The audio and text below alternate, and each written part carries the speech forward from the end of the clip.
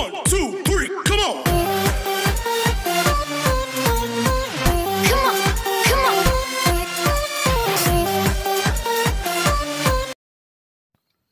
Hindi plus Bhilwara YouTube channel पर मैं शिंबू दयाल सैनी आप सबका हार्दिक स्वागत करता हूं। हमारे चैनल पर अब तक हिंदी साहित्य से संबंधित लगभग 15 वीडियो अपलोड किए जा चुके हैं, जिसमें 2 वीडियो कक्षा 12 के अलंकार से संबंधित, 1 काव्य गुण से संबंधित, 4 हिंदी साहित्य के इतिहास के आधुनिक काल से संबंधित हैं। आज का जो वीडियो है वो हिंदी गद्य में नाटक विधा पर आधारित है। उद्भव और विकास का विस्तृत विवेचन, हिंदी नाटक विधा का उद्भव एवं विकास। तो शुरू करते हैं। नाटक का सबसे पहले, नाटक शब्द संस्कृत की नट धातु से बना है। इसका अर्थ होता है अभिनय करना या अनुकरण करना। आगे देखते हैं। नाटक विधा के निम्न 7 तत्व माने जाते हैं। ये बहुत महत्वपूर्ण प्रश्न है कि नाटक के कितने तत्व हैं। तो 7 तत्व हैं, ध्यान दें। पहला, कथावस्तु या कथानक, पात्र या चरित्र चित्रण, कथोपकथन, ये कथाकथन नहीं, कथोपकथन या संवाद, देश काल वातावरण, 5वां भाषा शैली, 6वां उद्देश्य और 7वां अभिनयशीलता। ये 7 नाटक के तत्व होते हैं। कहानी और उपन्यास के 6 होते हैं, लेकिन नाटक का ये 7वां अलग होता है। हिंदी नाटकों के विकास क्रम को अध्ययन की दृष्टि से निम्न 4 खंडों में बांटा जा सकता है। ध्यान से सुने, ये विकास के 4 मुख्य खंड हैं। पहले, पूर्व भारतेंदुकालीन नाटक, अर्थात भारतेंदु काल के पहले लिखे गए नाटक इसके अंतर्गत आएंगे। दूसरा है भारतेंदुकालीन नाटक, जो भारतेंदु जी ने और उनके समकालीन जो अन्य लेखकों ने लिखे वो नाटक। तीसरा है प्रसादकालीन नाटक, अर्थात जयशंकर प्रसाद और उनके समकालीन राइटरों ने जो लिखे हैं वो नाटक। और चौथा है प्रसाद कालोत्तर नाटक, अर्थात जयशंकर प्रसाद के बाद के काल में लिखे गए नाटक। तो ये अध्ययन की दृष्टि से इनको 4 खंडों में बांटा है। ध्यान से इनको देख ले, सुन ले। पूर्व भारतेंदुकालीन, भारतेंदुकालीन, प्रसादकालीन और प्रसाद कालोत्तर नाटक। अब अपन इन्हीं 4 का अध्ययन करेंगे। सबसे पहले देखते हैं हिंदी नाटकों के विकास क्रम का पहला खंड, जिसका नाम है पूर्व भारतेंदुकालीन नाटक। तो इसमें जो पहले राइटर के नाम आ रहे हैं, ध्यान से देखें। प्राणचंद चौहान का रामायण महानाटक, जो इन्होंने 1610 ईस्वी में लिखा था। फिर है लच्छीराम ने करुणाभरण नाम से 1657 ईस्वी में लिखा। नेवाज नामक लेखक ने शकुंतला नामक नाटक 1680 ईस्वी में लिखा। चौथे नंबर पर रघुराय नागर का सभासार नामक नाटक 1700 ईस्वी में लिखा। फिर उदय या हृदय राम का राम करुणाकर एवं हनुमान नाटक, ये दोनों नाटक इन्होंने लगभग 1840 में लिखे। ये हिंदी के प्रारंभिक नाटक हैं, लेकिन ये नाटकीय तत्वों की दृष्टि से खरे नहीं उतरते। अभी अपन ने जिन 7 तत्वों की बात की थी, ये नाटक उन तत्वों के आधार पर खरे नहीं उतरते। तो सवाल उठता है कि हिंदी का पहला नाटक किसे माना जाए। तो ये जो अभी जिनके नाम आए हैं, इनमें से कोई भी हिंदी का पहला नाटक नहीं कहा जा सकता, क्योंकि वो 7 तत्व इनमें किसी में दिखाई नहीं पड़ते। अतः ये जो नाटक है, इनको हिंदी का पहला नाटक नहीं कह सकते। इसके बाद कुछ और राइटर आए, उन्होंने कुछ और नाटक लिखे। उनमें से जो नाटक लिखे गए, उनमें से एक नाटक को हिंदी का पहला नाटक माना जाता है। तो वो कौन सा राइटर है, वो कौन सा नाटक है जिसे हिंदी का पहला नाटक कह सकते हैं, वो आज हम अब आगे देखेंगे। ये भारतेंदुकालीन, ये पूर्व भारतेंदुकालीन है, जो भारतेंदु के समय से पहले के नाटक हैं। आपने ध्यान कर लिया, प्राणचंद चौहान, लच्छीराम, नेवाज, रघु राय नागर, उदय या हृदय राम, ये 5 राइटर हैं। इनमें से 2-3 भी आपको याद रह जाएंगे तो भी परीक्षा की दृष्टि से आप उनमें लिख सकते हैं। कक्षा 12 के लिए बहुत महत्वपूर्ण वीडियो है ये। तो अब देखते हैं हम इनके अलावा कौन कौन इस युग में राइटर हुए हैं। तो बात करते हैं, 2 महत्वपूर्ण तथ्य हमारे सामने हैं। हिंदी का सबसे पहला मौलिक नाटक रीवा नामक स्थान है एमपी में, वहाँ के नरेश महाराज विश्वनाथ द्वारा रचित आनंद रघुनंदन, जो कि 1700 ईस्वी में लिखा था, इसको माना जाता है। महाराज विश्वनाथ द्वारा रचित आनंद रघुनंदन नामक नाटक को 1700 ईस्वी में इन्होंने लिखा था और इसको हिंदी का पहला नाटक माना जाता है। दूसरा तथ्य है कि भारतेंदु हरिश्चंद्र ने अपनी कालचक्र नामक रचना में अपने पिता बाबू गोपाल चंद्र गिरधर दास द्वारा रचित नहुष नाटक को, जो कि 1857 में लिखा था और ब्रज भाषा में लिखा था, इसे वो हिंदी का पहला मौलिक नाटक मानते हैं। तो 2 तथ्य आ गए।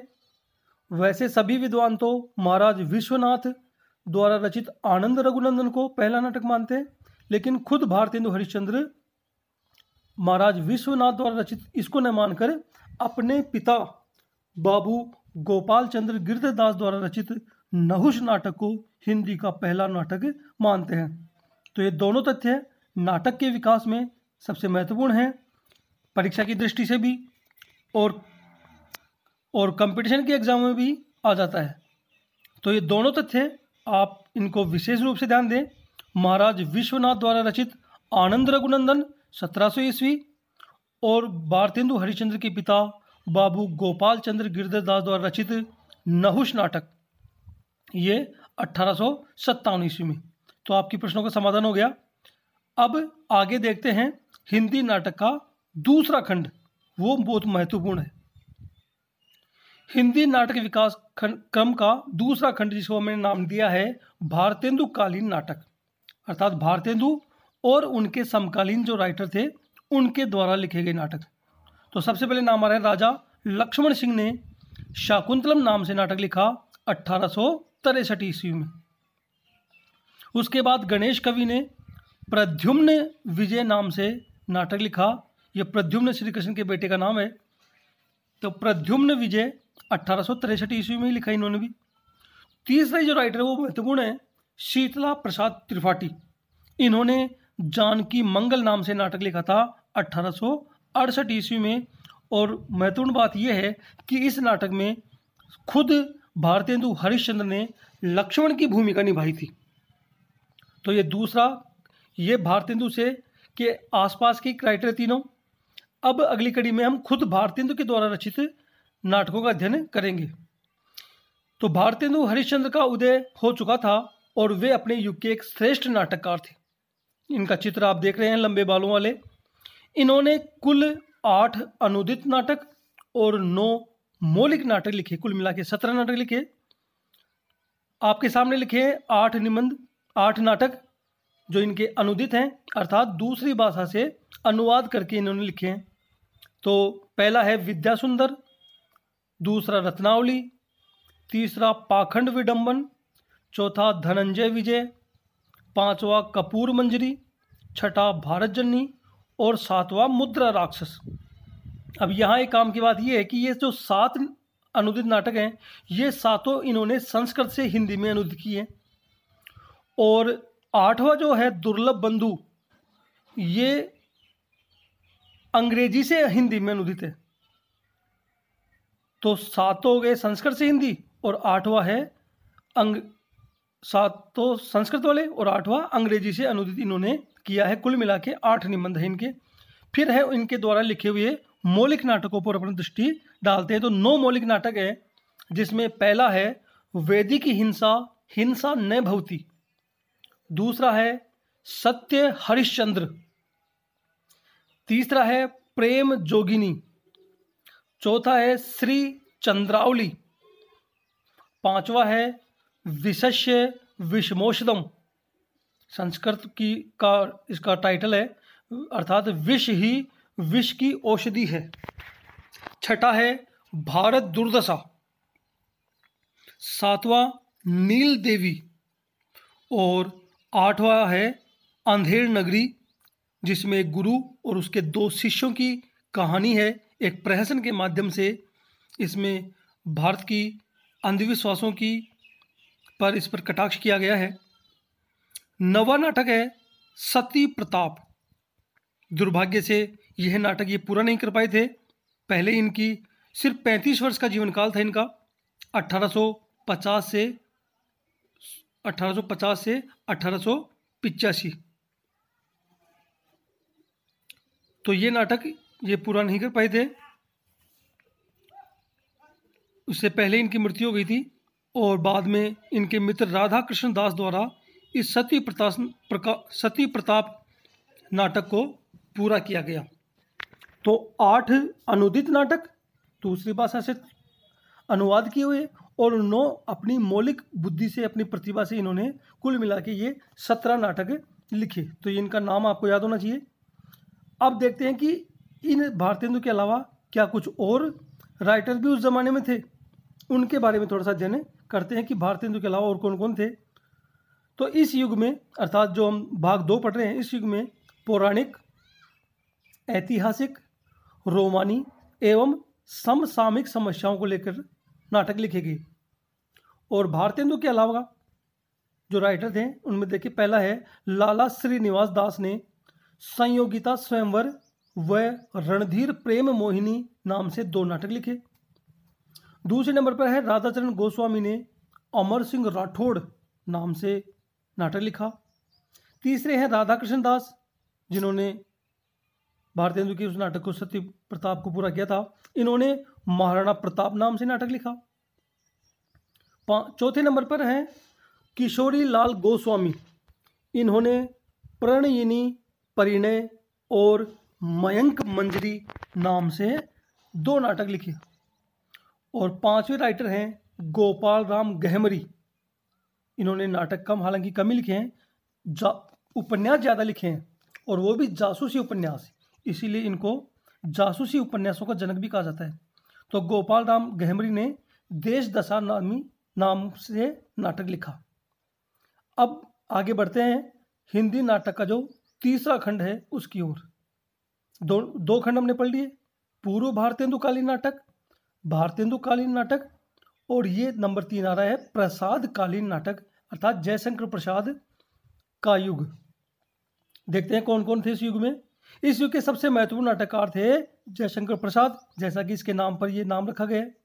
इसके अलावा हरि कृष्ण प्रेमी, लक्ष्मी नारायण मिश्र, सेठ गोविंद दास, गोविंद वल्लभ पंत और उपेंद्र नाथ अश्क, ये इस युग के प्रमुख नाटककार हैं। तो जयशंकर प्रसाद का नाम तो आपको याद है गई। उसके अलावा हरिकृष्ण प्रेमी 1, लक्ष्मी नारायण 2, सेठ गोविंदास 3, गोविंद वल्लभ 4 और उपेंद्र नाथ अश्क, ये 5 + 1 इस जमाने के प्रमुख नाटककारों को ही हम पढ़ रहे हैं। अब हम इनके द्वारा लिखे गए नाटकों पर दृष्टि डालते हैं। सबसे पहले जयशंकर प्रसाद। इन्होंने सबसे पहले करुणालय नाम से 1913 ईस्वी में ये नाटक लिखा। चूंकि ये एक गीति नाट्य था, चित्र आप देख रहे हैं जयशंकर प्रसाद का। गीति नाट्य का मतलब ऐसा नाटक जो पद्य में लिखा जाता है, उसे गीति नाट्य कहते हैं। तो करुणालय नाम से इसको हिंदी साहित्य का पहला गीति नाट्य भी कहा जाता है। ये भी महत्वपूर्ण प्रश्न है। करुणालय के अलावा जयशंकर प्रसाद ने और कौन कौन से नाटक लिखे देखें?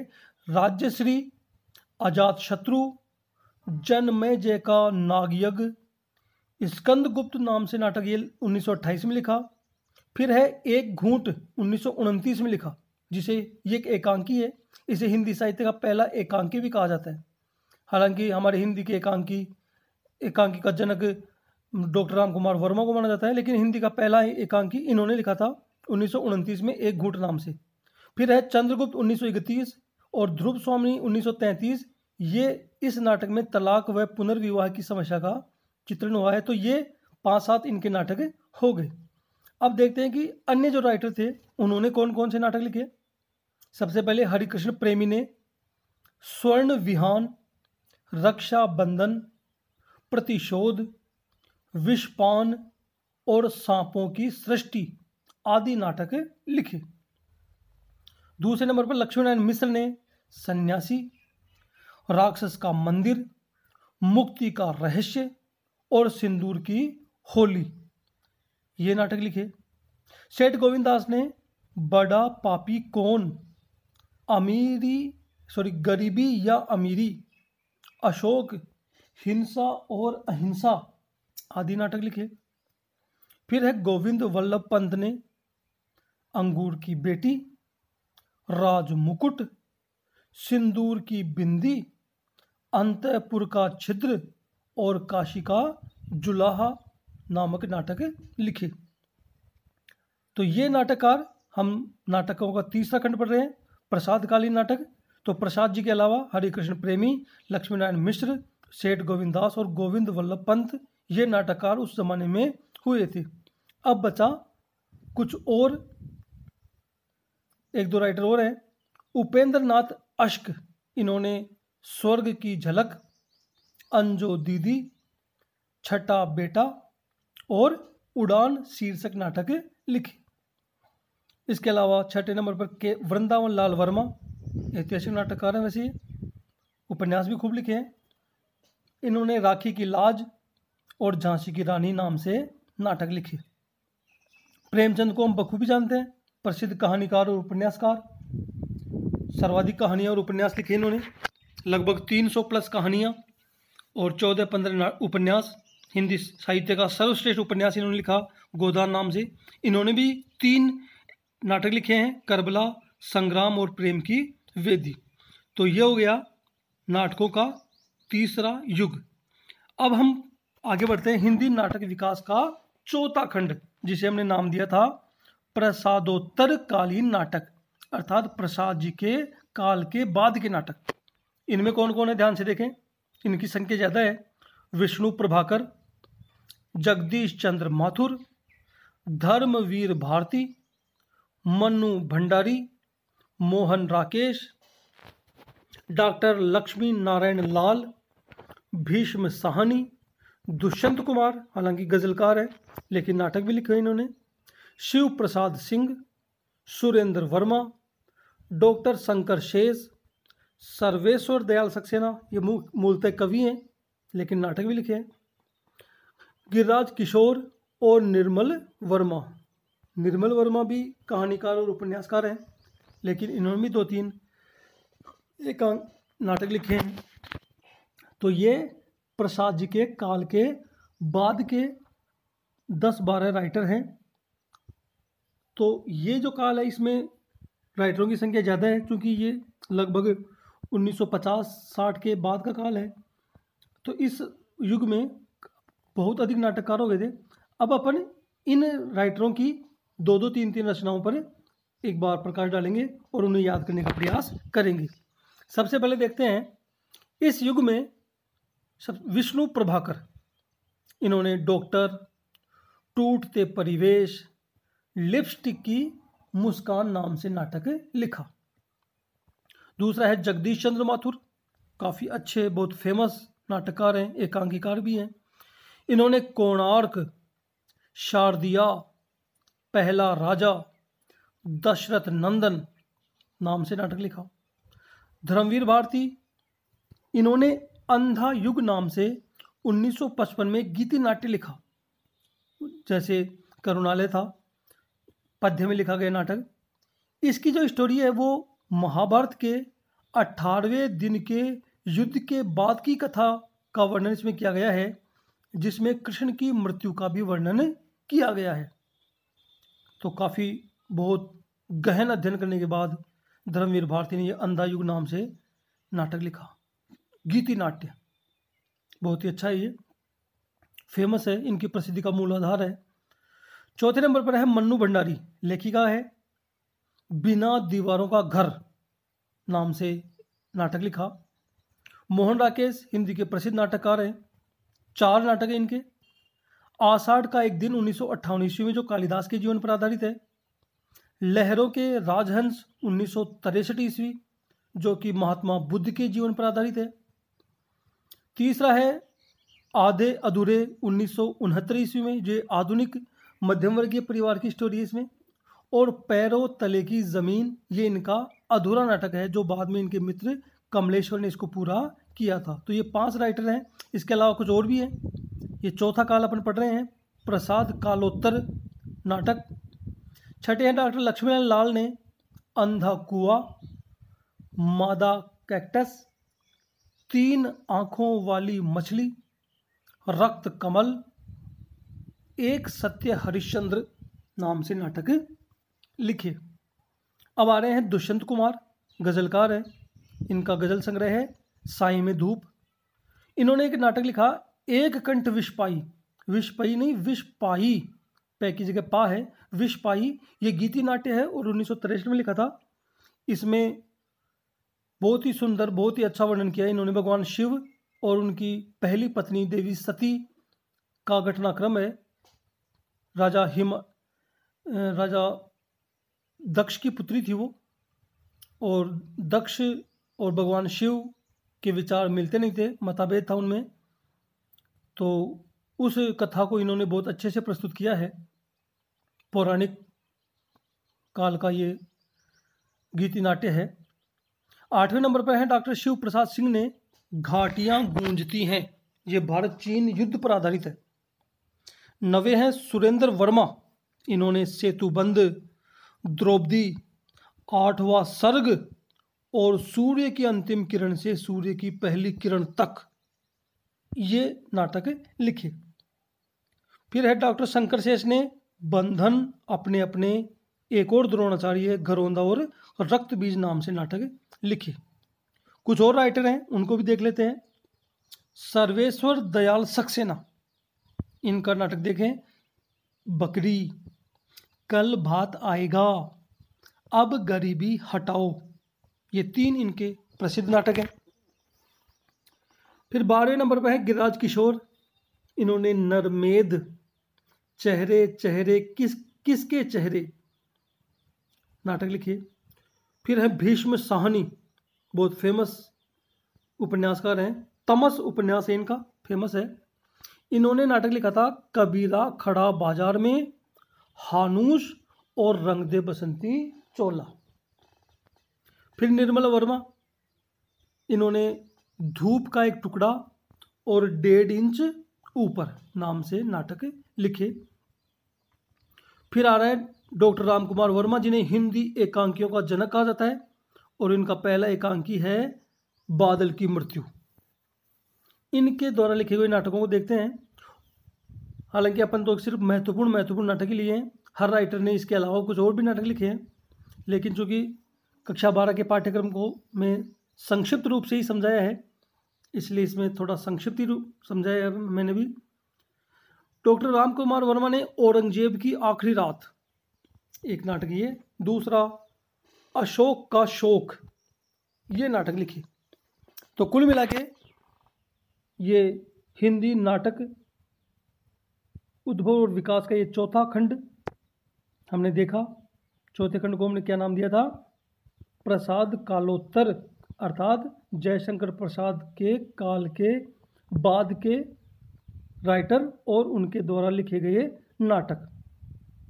तो कुल मिला के ये 15 नाम राइटरों के नाम आए हैं इसमें, और इन 15 ने 2-2, 3-3, 4-4 नाटक लिखे हैं। सबको याद करना संभव न हो तो भी 5-7 राइटरों के नाम और उनकी रचनाओं को याद करने का प्रयास करें, जो प्रसिद्ध हैं, जिनके बारे में मैंने थोड़ा सा डिटेल से बताया है। आप उनको तो याद अवश्य करें।